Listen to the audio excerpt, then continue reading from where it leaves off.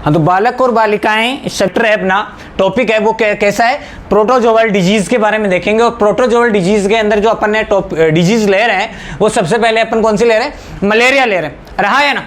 इससे टॉपिक के सारे पॉइंट आपको उतारने हैं।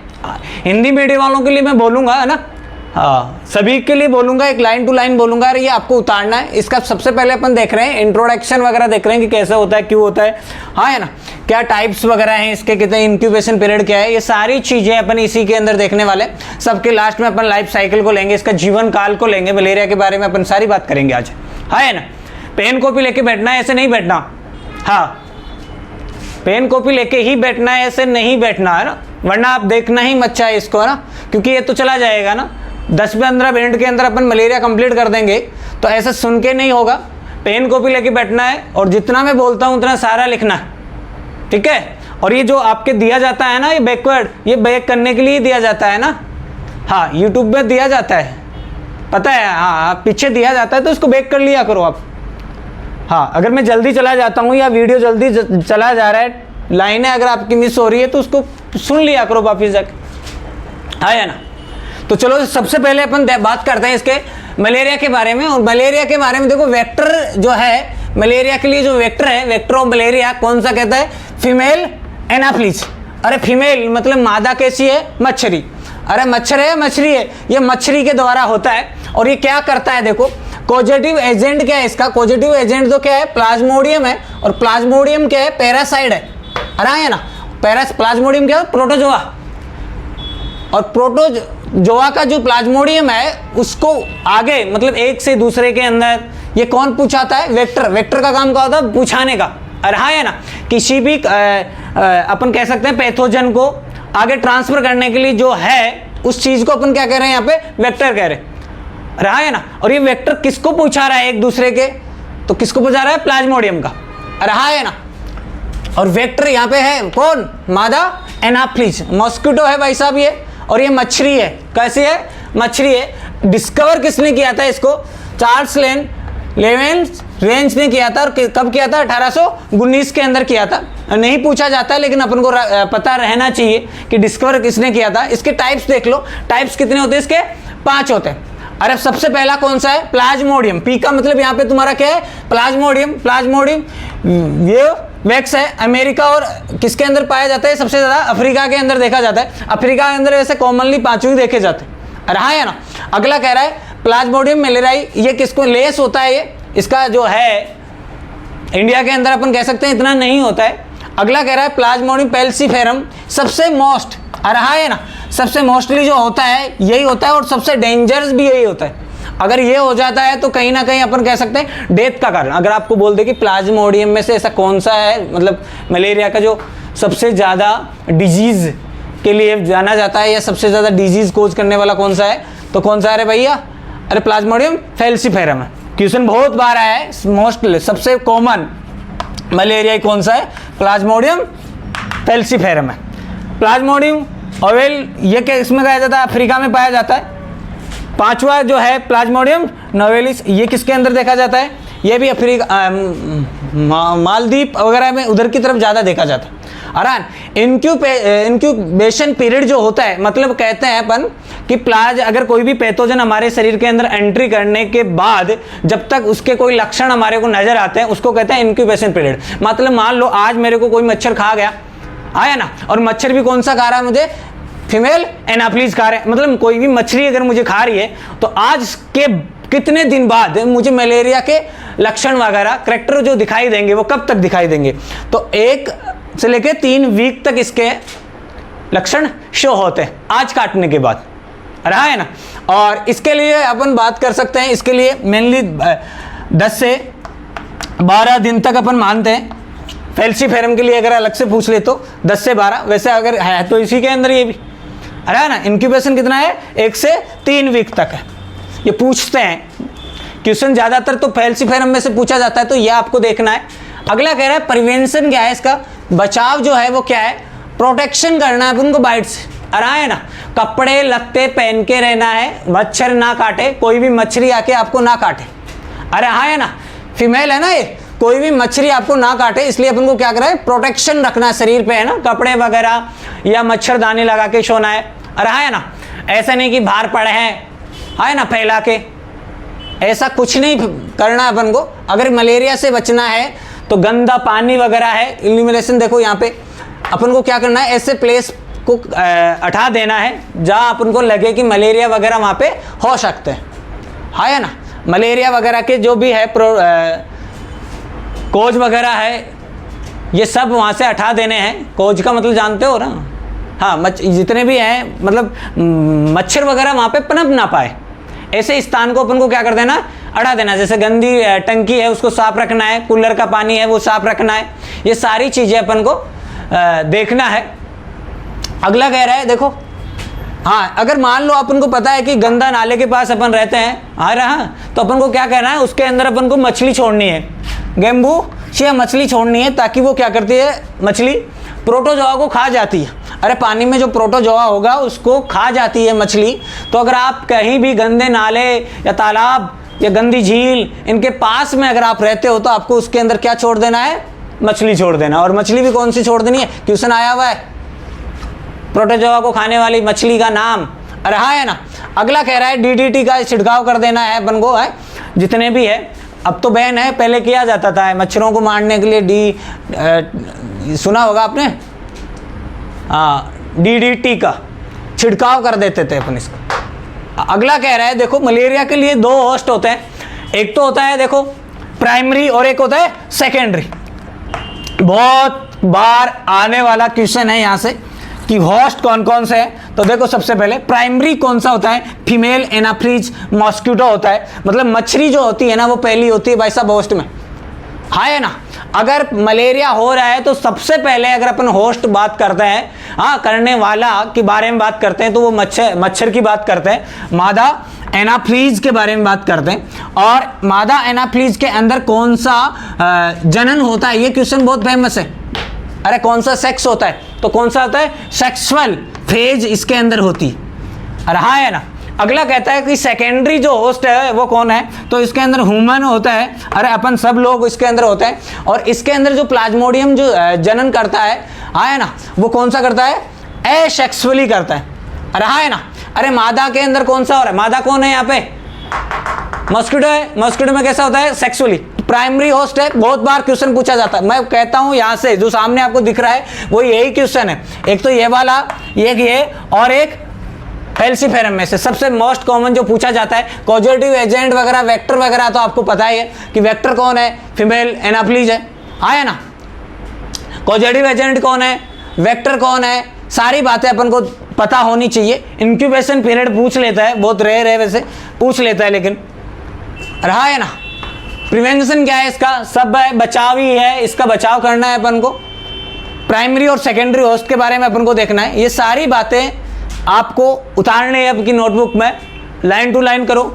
हाँ, मछली को मत भूल जाना रे, मछली से ही क्वेश्चन है यहाँ से। देखो फीमेल एनाफ्लीज क्या है, वेक्टर है सर।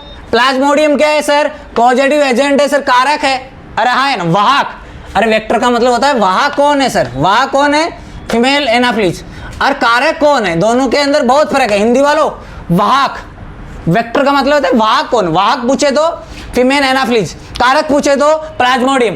पैरासाइट होता है क्या सर, होता है, यह क्वेश्चन है। इसके अलावा आपको पूछेगा प्राइमरी होस्ट कौन है, आपको बताना है मछली है। और क्या है इसके अंदर, क्या होता है इसके अंदर, सेक्सुअल फेज गुजरती है, आया ना। सेकेंडरी कौन है, ह्यूमन है। ये सारे 3-4 क्वेश्चन जो है आपके सामने है, ये उतार लो। इसके बाद में अपन इसकी लाइफ साइकिल पढ़ेंगे, जीवन चक्कर पढ़ेंगे अपन प्लाज्मोडियम का, यह आप उतार लोगे तो ठीक है।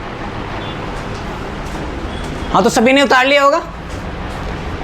हाँ, हिंदी वाले आप हाँ जाके देख सकते हो, आप इस सारी लाइनें मैंने बोली हैं हिंदी में, तो आप उनको नोट कर लो। हाँ, आगे देखो, लाइफ साइकिल और लाइफ साइकिल जीवन चक्कर अपन पढ़ रहे हैं प्लाज्मोडियम का, कि सर मलेरिया कैसे हो रहा है, ये सारी चीज़ें इसके अंदर देखने वाले।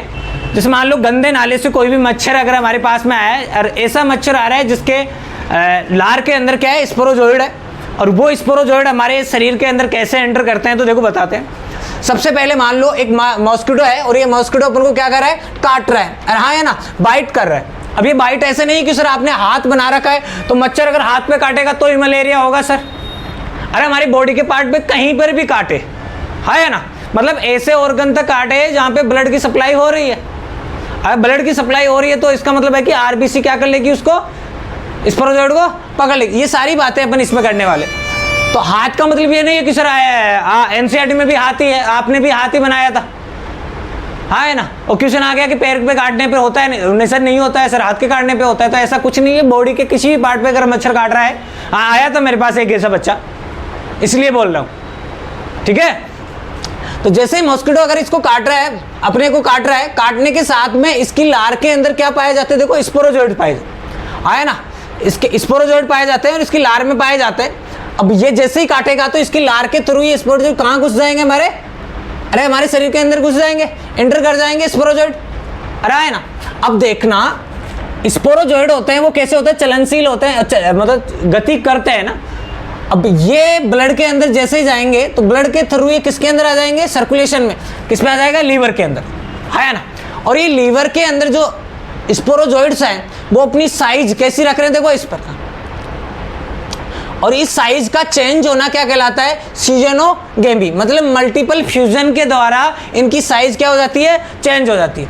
अगर स्पोरोजोइड की साइज चेंज हो रही है तो उसको अपन नाम क्या दे रहे हैं, अरे क्या दे रहे हैं, सीजोजॉइंट कह रहे हैं, क्या कह रहे हैं, अरे बोलो, स्पोरोजोइड आए, स्पोरोजोइड की साइज चेंज हो रही है, किसके द्वारा हो रही है, मल्टीपल फ्यूजन, सीजेनोगेमी हो रहा है तो सीजोजॉइंट बन रहा है। सीजोजॉइंट लीवर सेल के अंदर है और एक सीजोजॉइंट फिर मल्टीपल फ्यूजन करके क्या बना रहे हैं, मेरोजॉइट बना रहे हैं। मेरोजॉइट क्या होते हैं, जैसे मान लो ये लीवर सेल है और इस लीवर सेल के अंदर क्या भरे हैं, ये स्पोरोजॉइट है, और इस स्पोरोजॉइट के अंदर यहाँ पे क्या भरे पड़े हैं, मीरोजॉइट, अरे है ना। और ये लीवर सेल के अंदर जो सेक्सुअल होता है वो कैसा होता है, एसेक्सुअल फेज होती है। अगर आपको फेज पूछ रहे कैसी फेज होती है तो एसेक्सुअल फेज किसके अंदर बताए थे अपने, याद करो, अरे सेकेंडरी ओस किसको बता के गए थे अपने, ह्यूमन को बता के गए थे, और इसके अंदर सेक्स की बात कर रहे तो कौन सा बोल रहा था, एसेक्सुअल फेज चल रही थी, आया ना। अब देखो स्पोरोजोइट जैसे यार लीवर की सेल रेप्चर होगी, रेप्चर होने के कारण इसके अंदर क्या बिखरेंगे रे भैया, बाहर क्या निकलेंगे, मीरोजोइड निकलेंगे, और ये मीरोजोइड फिर कहाँ चले जाएंगे, आरबीसी। देखो आरबीसी का नाम अब आया है, जैसे ही काटा था तो ब्लड के थ्रू स्पोरोजोइड कहाँ गए, लीवर सेल में आ गए, लीवर सेल में क्या हो रहा है, मल्टीपल फ्यूजन हो रहा है और ये सीजोजोइड बना रहे हैं, फिर मीरोजोइड बना रहे हैं, अरे है ना। ये सारा काम कहाँ हो रहा है, अभी तक लीवर में हो रहा है। अगर आरबी से पहले का काम जो हो रहा है बॉडी में, जैसे मान लो मच्छर ने काटा, ये मच्छर काट रहा है तो इसके ब्लड के थ्रू कहाँ चला, आरबीसी को टच नहीं कर रहा अभी, ब्लड के थ्रू कहाँ चला गया, ये सर्कुलेटरी सिस्टम के द्वारा कहाँ चला गया, ये लीवर सेल तक चला गया, और लीवर सेल में क्या हो रहा है, देखो सीजोजॉइड बनना और मेरोजॉइड बन रहा है। अब मेरोजॉइड क्या करते हैं, आरबीसी पे अटैक करते हैं, है ना। अब देखो आरबीसी के अंदर क्या आ गए, तुम्हारे मेरोजॉइड आ गए। तो आरबीसी पे अटैक करने की पहली की जो अवस्था है, काटने से लेके आरबीसी के पास में आने तक मेरोजॉइड की, इस अवस्था को कहते हैं प्री इरिथ्रोसाइट फेज। पूछेगा वो प्री इरिथ्रोसाइटिक फेज कौन सी होती है, तो मॉस्किटो को बाइट करने से लेके आरबीसी तक या मेरोजॉइड तक जो फेज होती है वो क्या कहलाती है, प्री इरिथ्रोसाइटिक फेज कहलाती है, अरे है ना। अब जैसे देखो मेरोजॉइड आरबीसी के अंदर जाएंगे और आरबीसी के अंदर मेरोजॉइड जाएंगे तो इस आरबीसी की साइज क्या हो जाएगी रे भैया, अरे डिस्टर्ब होगी नहीं होगी। अगर ये बहुत सारे, क्योंकि अपन ने तो पढ़ा ना काफ़ी है, मतलब एक के अंदर अपन कह सकते हैं तो 16 से 20 क्या है मैक्रोसाइट बनते। अब ये जैसे ही आरबीसी के अंदर जा रहे हैं और यहाँ पे अपनी संख्या बढ़ा रहे हैं तो ये आरबीसी क्या होगी, रेप्चर होगी, आरबीसी फटेगी, और ये आरबीसी फटेगी तो ये मेरोजॉइड है, ये आरबीसी क्या निकलेंगे, बाहर निकलेंगे। और आरबीसी जब टूटती है, आपको पता है, बता रखा है, आरबीसी जब टूटती है तो किस में निकलती है भैया, एक तो देखो हीमोग्लोबिन और एक, अरे हीमोग्लोबिन होता है ना आरबीसी में, तो ये हीम में टूटेगा, इसके अलावा अगला ग्लोबिन में टूटेगा, हीमोग्लोबिन में, अरे प्रोटीन का पता है ना आपको। अब देखो जैसे आरबीसी टूट रही है तो टूटने के दौरान जो मैक्रोजॉइड इसमें बने थे वो अलग आरबीसी को इफेक्ट करेंगे। मेरोजॉइड दो हैं यहाँ पे, मेल है और फीमेल है। तो मेल पहले देखो जब तक आरबीसी रेप्चर नहीं हो रही है तब एक ही आरबीसी के अंदर दोनों है, लेकिन जैसे ही रेप्चर हो जाएगी तो ये अलग आरबीसी पकड़ लेंगे, मेल अलग आरबीसी को पकड़ लेगा और फीमेल अलग आरबीसी को। और जैसे आरबीसी रेप्चर हो रही है तो यहाँ से एक टॉक्सिक पिगमेंट रिलीज होता है और इसका नाम दिया है अपने हीमोजॉइन, रहा है ना, हीमोग्लोबिन, हीमोजॉइन याद रखना, हीमोजॉइन। आरबीसी का टूटने से अपन ने पढ़ा है हीम प्लस ग्लोबिन अलग होता है, तो हीमोजॉइन यहाँ से रिलीज होगा और ये क्या होता है, टॉक्सिक होता है बॉडी के लिए। और जैसे ही ये बॉडी आरबीसी से बाहर निकलेगा तो तीव्र बुखार आएगी, हाँ है ना, बुखार आएगी। अगर आरबीसी टूट रही है तो एनीमिया भी बन सकता है। अरे आरबीसी टूट रही है ना, आरबीसी का टूटना मतलब बिखरना क्या कहलाता है, एनीमिया, हीमोग्लोबिन की कमी हो जाएगी आरबीसी टूट रही है तो सबसे पहला अगर आपको पूछ ले कि क्या सर हीमोजॉइन रिलीज होता है तो कपकपी के साथ बुखार आना, ठंड के साथ अचानक से सडनली आएगी भाई, एनीमिया हो जाएगा। और आरबीसी अगर बार बार टूटती है तो आरबीसी टूटी हुई आरबीसी कहाँ जाती है, अरे आरबीसी का कब्रिस्तान किसको कहते हैं, प्लिया को, स्प्लीन के पास जाएगी टूटी हुई आरबीसी, हाँ है ना। और बहुत ज़्यादा आरबीसी टूट रही है और स्प्लीन के पास आ रही है तो बहुत ज़्यादा इकट्ठी हो जाएगी, इकट्ठी हो जाए तो स्प्लीन का आकार क्या हो जाएगा, बढ़ जाएगा। अगर स्प्लीन का आकार बढ़ जाता है तो इसको अपन क्या कहते हैं, स्प्लीनोमेगेली कहते हैं। हाँ, तो मलेरिया के अंदर देखो जैसे आरबीसी टूटेगी तो क्या क्या हो रहा है, हीमोजॉइन बन रहा है। एक बहुत शानदार क्वेश्चन है, आरबीसी के टूटने से क्या रिलीज होता है मलेरिया में, हीमोजॉइन।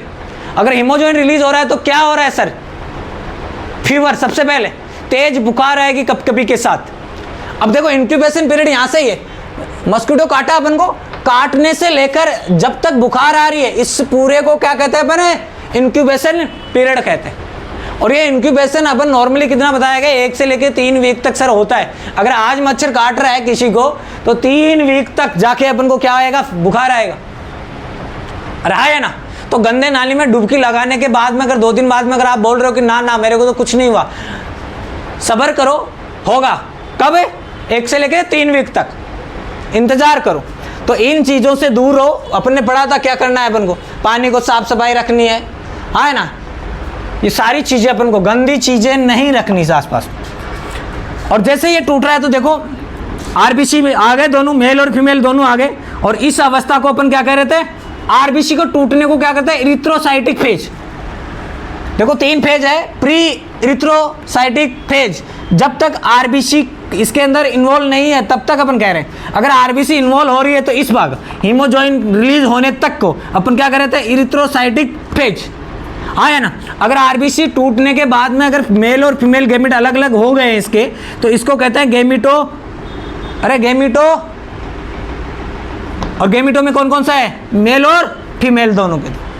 अब देखो ये दोनों, अब आरबीसी हमारे, जैसे मान लो मुझे किसी ने मच्छर ने काटा है, अरे मुझे मादा ने काटा है, अरे है ना, और मादा ने मुझे काटा है तो भैया यहाँ तक मैं आ चुका हूँ, आज मुझे बहुत तेज बुखार है ना। अगर बहुत तेज बुखार है तो मेरी आरबीसी, अगर मेरे को अब मच्छर कोई और मच्छर काटेगा, अरे वही नहीं कोई दूसरा अगर मच्छर काटेगा, कहीं भी काटो, तो मेरी आरबीसी जो है यहाँ पे गैमेट, मेल और फीमेल, ये दोनों के दोनों लार्वा उसकी लार्वा में चला जाएगा, अरे है ना मस्किटो के। तो देखो ये चला गया, जैसे ही मच्छर अपन को दोबारा काटेगा तो ये किसके अंदर चला गया, मच्छर के अंदर। ये वाला साइकिल मच्छर का चल रहा है इधर,